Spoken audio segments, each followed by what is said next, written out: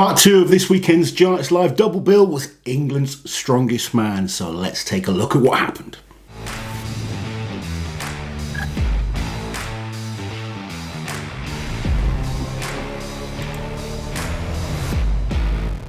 So England's strongest man, first time Giants Live have put this on for a number of years, and this was an official qualifier for Britain's strongest man. Now, Giants Live have really started to focus on the qualifying system now to get people to Britain's strongest man, which is good to see because for many years it was basically invite only. Yeah. Now the Welsh have qualifiers, the Scottish have qualifiers, the Irish have qualifiers, and now the English as well are having qualifiers. And there were qualifiers to get to this qualifier, Absolutely. weren't there? So open competitions that anyone could apply to do. AD Monks, who runs Unbreakable Promotions, is running the qualifiers next year for any up-and-coming athletes out there that want to get to England's Strongest Man or potentially Britain's.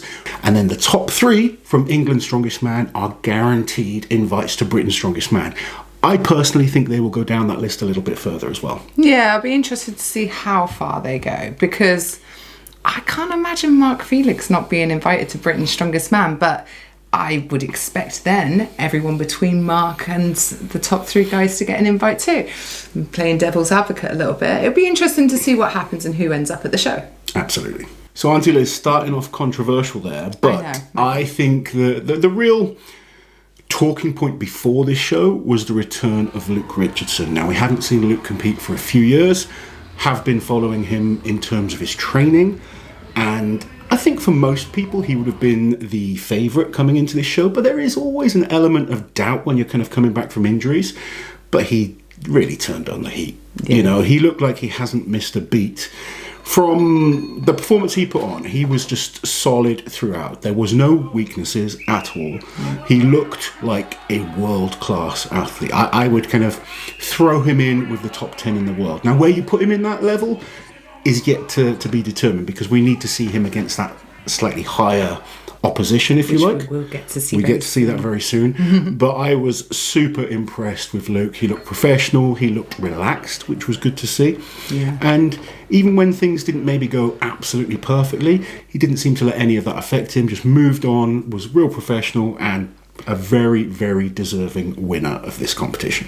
Now, you got the predictions, the top 3 predictions spot on. You had Luke, then Kane, then Paddy. Yep. I thought maybe there'd be a little bit of ring rust. Like, it's so hard when someone's coming back. The events where I thought, oh, maybe it could pose an issue, like the Sandbag steeplechase. I thought that was his best performance of the night. He was so good. Yeah, we'll go through event by event in a second, but I think the thing that shows us that Luke is back and confident was that performance. Because if there is one event in this lineup that was very bicep heavy, it was this. And he just looked like his sandbags were lighter than everyone else's. Yeah. They weren't, you know, there was lots of people using the same ones, but his strength, just the ability to manhandle these weights and then launch them over the pad, he was kind of shortening his distance that he had to move.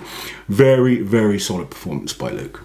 So let's start off with the log lift. The first event, log lift for reps, 140 kilos, only 60 seconds, which isn't a long amount of time. If you're one of those pressers that's very, very strong, such as a Jack Osborne, such as Luke Richardson, you really had one option to get as many reps as possible, which was to Viper press. And both of those did do that, both hitting 9 repetitions. Both, interestingly, had hit 10 in training. But it's making sure you can get them all done in that time. You're waiting for the referee's down commands. You may be a little bit unstable on a rep or 2. So being able to get 10 is extremely difficult in that time limit. Both of them hitting 9, proving that they are superior pressers. But we had some amazing performances from other athletes as well. So Kane Francis, Paul Smith and Shane Knight all hitting 8 repetitions, which is fantastic.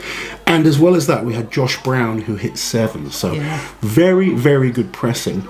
This was the event that we were all kind of worried about with Mark Felix, and it turned out to be that way, him zeroing this event. I thought 140 was within his realm.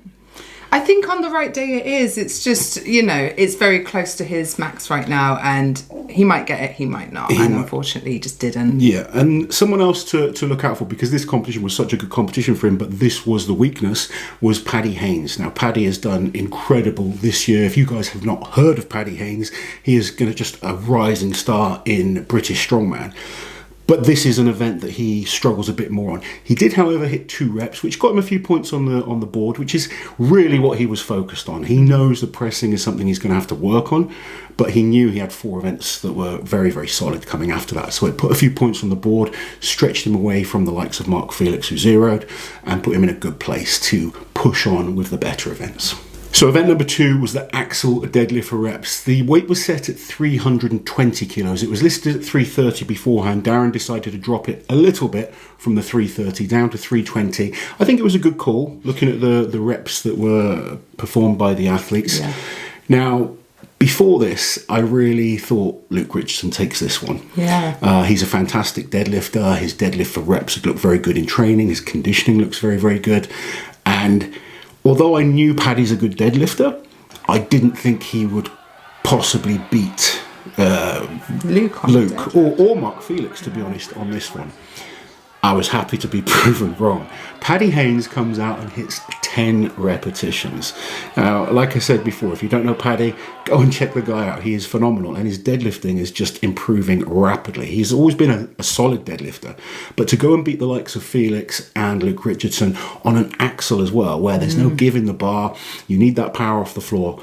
Very, very good. And I was happy to be proven wrong on this one. Mark and Luke were joint second with 9 repetitions. Yeah. But yeah, Paddy Haynes doing amazing to take the win on this one. Paul Smith steadily improving that deadlift all the time, hitting 8 repetitions.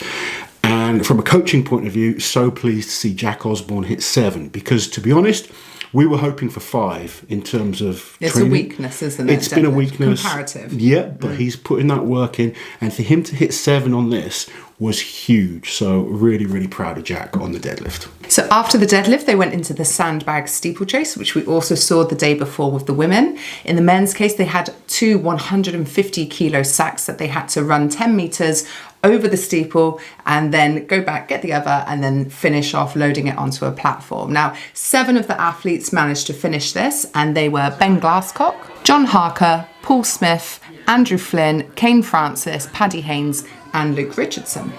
Yeah, I was impressed with John Harker. You know, this is a young lad that looks like he has some great potential.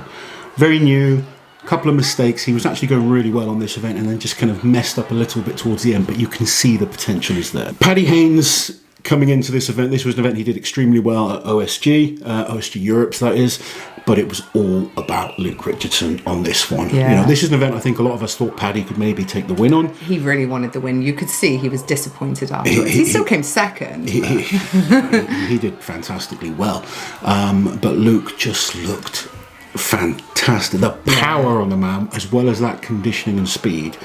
I'm looking forward to seeing him do this type of event against some of the absolute best in the world. He's going to be up against Tom Stoltman, Mitch Hooper, Pavlo Kordiaka in Glasgow in a few weeks on this event, so that's going to be good to watch. And I just can't imagine people going much faster than that. I really do think he's going to be right up there in terms of results on the world stage. As, you know, it's again going up to that higher level. It's how you cope with the pressure. Yeah, but he looks fantastic, and I'm looking forward to seeing him against that. I hate saying it, but higher caliber of athletes, because it's a step up. Yeah, of course it is. Yeah. And, you know, Kane Francis, again, putting in a solid performance. We haven't spoke too much about Kane, but we always said before this competition, Kane's not the kind of guy that's going to win many of these events, but he just constantly puts points on the board, and that's what he was doing throughout the whole competition. Unfortunately, in this event, Ben Williams picked up an injury. I'm not sure if it was his bicep or his forearm. I think he's getting a scan on it this week. But unfortunately, he picked up an injury and had to pull out of the competition. So we wish Ben the best with that. So moving on to the yoke race, it was a 420 kilo yoke over a 20 metre course. And this is you know, where Kane really did shine. I said to him beforehand, how is your Yoke, Kane? He was like, oh yeah, no, it's pretty decent. I like Yoke. And I was like, oh, sub 10 seconds then. He looked at me like I'd lost my mind. But he was actually really close. What did he get finishing? 10.87 to take the win on this one. Luke Richardson not far behind, 10.96. And that was with a little drop for Luke as well. Yeah, a little mistake there. Luke had looked very, very good on this in training. And even with the mistake, was still very quick. You could see the speed is there. The one thing I will say, the pace of this show, like with the women's as well, very, very fast. And going through the two events where you've already put 9 reps on the board on a deadlift analog, then the steeplechase event, which is fast pace again, taxing the central nervous system, taxing the glutes, the hamstrings, all those movements that are kind of like necessary to be fast and explosive in strongman. You're starting to get very fatigued at this point. And it's just a small mistake, but it didn't really cost him. Still second place there for Luke Richardson. Paul Smith improving his performance on the yoke. He had a bad performance at the Ultimate Strongman England's recently on yoke, so he will be very, very happy to kind of step up and show that was a one-off. He's really fast at this type of event. Andrew Flynn taking 4th place and Jack Osborne taking 5th. Now, for Jack, this was probably his worst performance of the day in terms of what we know he's capable of. Yeah. He's very, very good at yoke. He actually won the yoke I was talking about where Paul struggled. But he was struggling with the pace of the show. And again, you know, he'd already put in some real good performances. Conditioning needs to improve a little bit. But even saying that, I think the best he could have done was maybe 2 places up. I couldn't see him beating the likes of Luke or Kane. Both of them in the 10-second range. Very, very fast. So the competition finished with the power stairs. Now they had 4 weights up 3 steps, so it was 12 steps in total. 7 of the athletes managed to finish all 12 steps, which tells me that the weight selections were about right.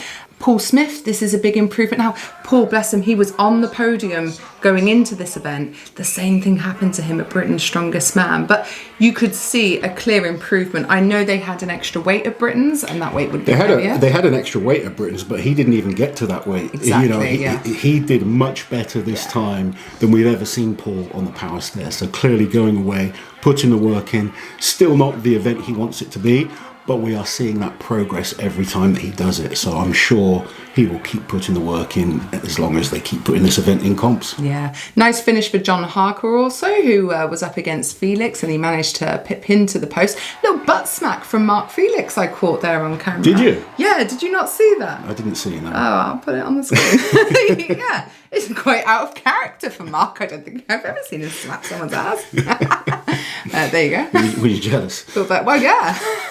I'm sort of leaning over near Cut. Paddy Haynes took the win on this. Yeah. But the real interesting battle was Luke Richardson and Kane Francis, who it came down to a photo finish of who let go of their implement first.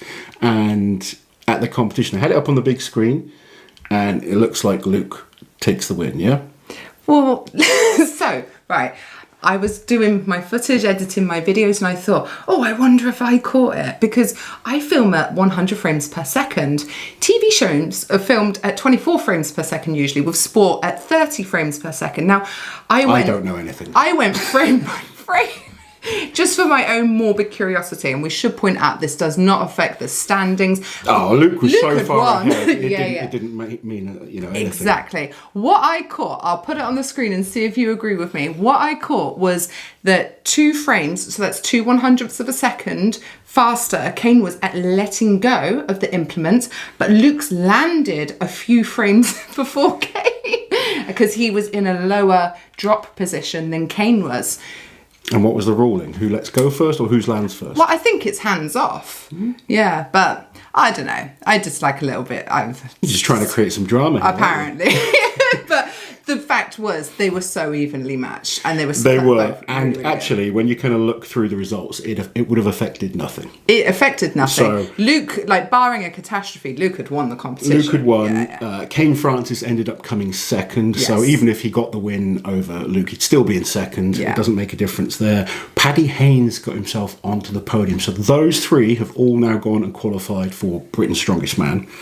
Paul Smith was 4th. Andrew Flynn was 5th, who just was very solid throughout. Yeah, didn't kind of stand out on anything too much, but just picking up points all the time. And then Jack Osborne with that amazing performance on the log, solid performance on some of the other events as well, improvement on the deadlift. He got himself in 6th place. Now that leaves Mark Felix in 7th. And obviously you said you can't see Mark not being invited to Britain's Strongest Man. Mark is doing the team competition and he's doing OSG before that. I think he'll do great in the team comp because it's one of those where someone like Mark really gets the opportunity to shine because he can choose the events that he can do really well at. I mean, last year he won 2 events at the team show. He was the best on the Hercules Mark has hold. events that he's unbelievable at. Exactly. And then I think he's going to win the World's Strongest Master. It's just going to be interesting to see what happens with Britain's because, you know, I'm guessing Bish has already been invited. Yeah. You'd expect the Stoltmans have been invited. Yeah. I'd expect Hicksey's already been invited. Gav Bilton just recently won the Welsh qualifier. So he's in. Now, Gav was 2nd last year, so I was surprised he was made to do the qualifier. But fair play for him for going away and doing it and proving he is the top Welsh athlete right now. So he's in. Obviously, top 3 from this competition are in. It's going to be interesting to see how many athletes end up being at Britain's, who decides to do it, who doesn't decide to do it. Because it's not like it's a set amount of athletes either. We've seen anything between like 10, 11 to 14 athletes. So yeah, I think one year I saw 16 athletes. Yeah, so there was, yeah. It's going to be interesting. I think it would be nice to see some of these newer names get an opportunity. But obviously, Luke Richardson, Kane Francis and Paddy Haynes will all be at Britain's Strongest Man. So that was England's Strongest Man 2023. Really happy to see that clear pathway for newer athletes to get through and get the chance to qualify for bigger shows. But it is available, the full live stream, on www.officialstrongman.com. And it's only a few weeks now until the next Giants Live competition, which is the World Tour Finals in Glasgow, which the winner here, Luke Richardson, will be really looking forward to seeing Luke go up against the likes of Tom Stoltman, Pavlo Kordiak and Mitch Hooper and seeing where he's at right now, because he was head and shoulders above everyone at this competition. That will really show us, is Luke back at that world elite level? I believe he is. I think so. And I think it's going to be an awesome show. Let us know your thoughts as always, guys. Comment below, like, share and subscribe to the channel, and we'll catch you guys next time. Part 2 of this weekend's Giants Live double header. Bill? Double header? It's not a dildo, Lozzie. Oh, man. So, this past weekend, England's Strongest Man happened. We're going to talk about it. Can you imagine a worse intro? Is that worse? I don't know. It might be better. It's not very energetic, is it? No. It's good for nighttime viewing, though. Good for sending people to sleep. Yeah. The hell was that? Was that your ass? No, that wasn't my ass. I think that's something coming through the bloody letterbox, I'll say. My ass. Pretty sure it was her ass. That was not. Oh. It's this hoop thing falling over. Oh, yeah. Oh. That does not sound like an ass. You're an ass. Lucky you got good forearm veins or you'd be fucking good.